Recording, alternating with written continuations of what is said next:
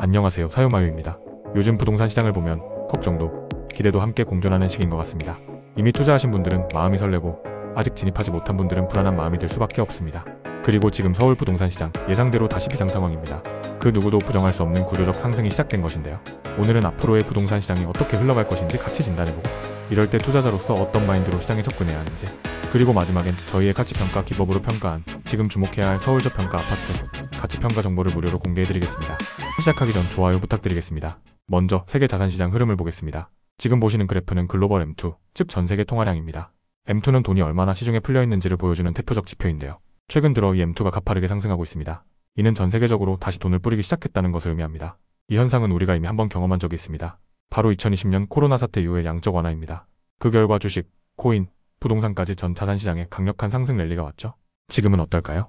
그때와 매우 유사한 흐름이 재현되고 있습니다. 미국은 관세전쟁 선포 이후 경기 침체 우려가 커지고 있으며 각국은 앞다퉈 금리 인하와 유동성 공급에 나서고 있습니다. 우리나라도 예외는 아닙니다.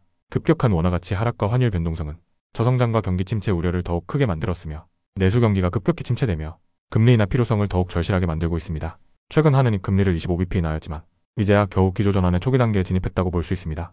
부동산 관련 유튜브를 많이 보신 분들은 아시겠지만 대부분의 부동산 전문가들은 공급 부족, 대출 규제, 부채 관리 등 국내적 요인에 집중하고 있습니다.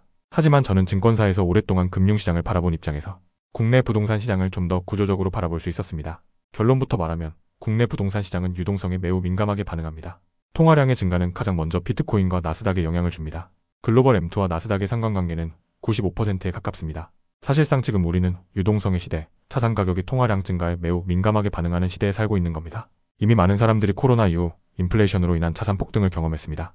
그리고 학습 효과와 기술의 발전으로 정보력이 매우 빨라졌죠?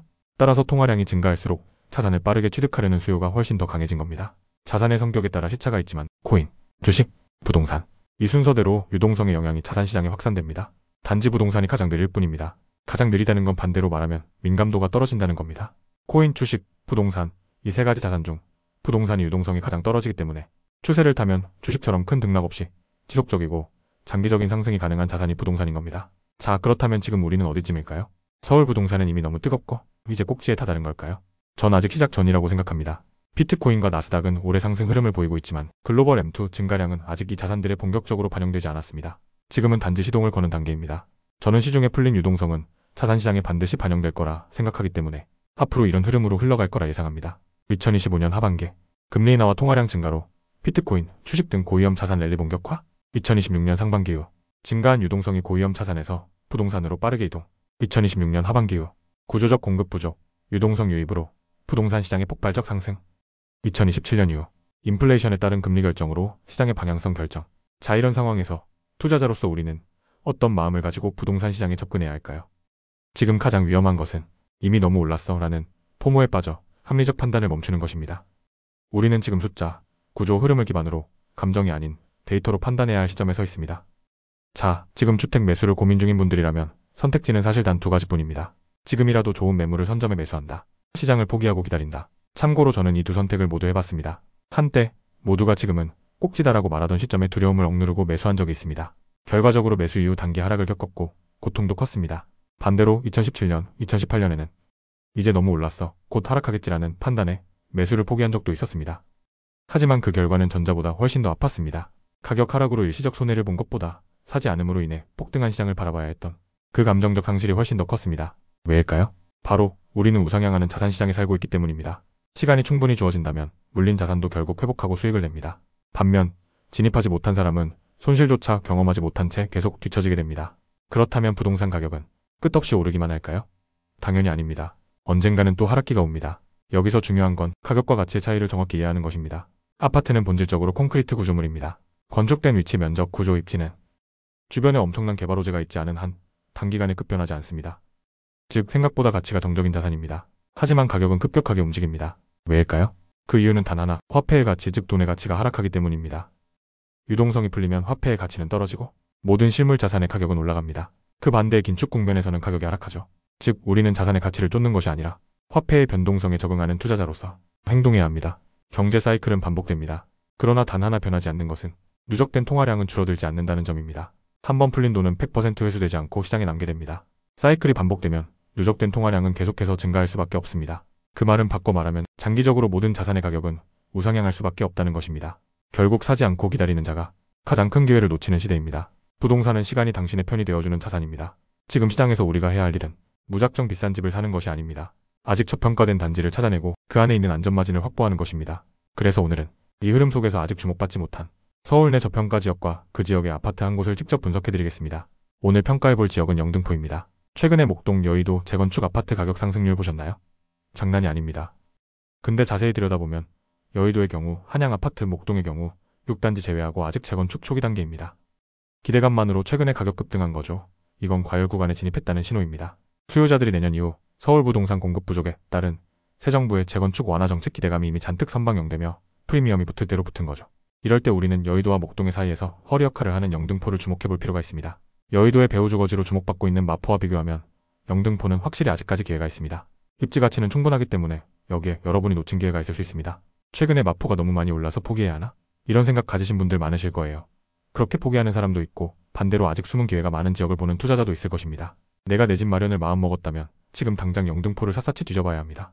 저의 가치평가 방식의 4가지 핵심 기준입니다. 과거 10년의 매매 및 전세가 흐름을 분석하여 평균 점수와 예상 최고점 및 최저점을 예측합니다. 인근 단지와의 점수 비교를 통해 저평가 여부를 산정합니다. 일자리, 교통학군 등 기본 입지 조건이 충족한 단지만 분석합니다. 거래가 빈번한지, 실제 거래가 없다면 시장 수요가 확실치 않으므로 평가 단지에서 제외합니다. 당산동이가 현대홈타운 30평입니다. 현재 전세 약 6.5억, 매매가 12억 5천입니다. 지금 이 단지 매매 물건이 전멸입니다. 그만큼 인기와 수요가 탄탄한 단지입니다. 매매가는 보수적으로 거래 가능할 만한 합리적인 가격으로 잡았습니다. 매매가와 전세가의 갭 6억의 투자금이 들어가는 아파트입니다. 매매가 흐름을 살펴보면 매우 안정적 흐름을 확인하실 수 있습니다. 여의도 초근접 입지의 목동학원가 이용까지 원활하게 수요가 꾸준하고 탄탄한 단지입니다. 시장의 급등에 영향을 덜 받으며 꾸준하지만 반대로 말하면 시장의 급락에도 가격 방어가 상당히 잘 되는 모습을 보이는 훌륭한 단지입니다. 전체 세대가 30평으로만 구성되어 있어 균형이 탄탄히 잡혀 있습니다.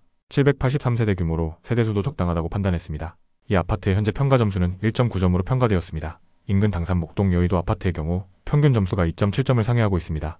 참고로 평균 점수가 높을수록 고평가되고 있음을 의미합니다.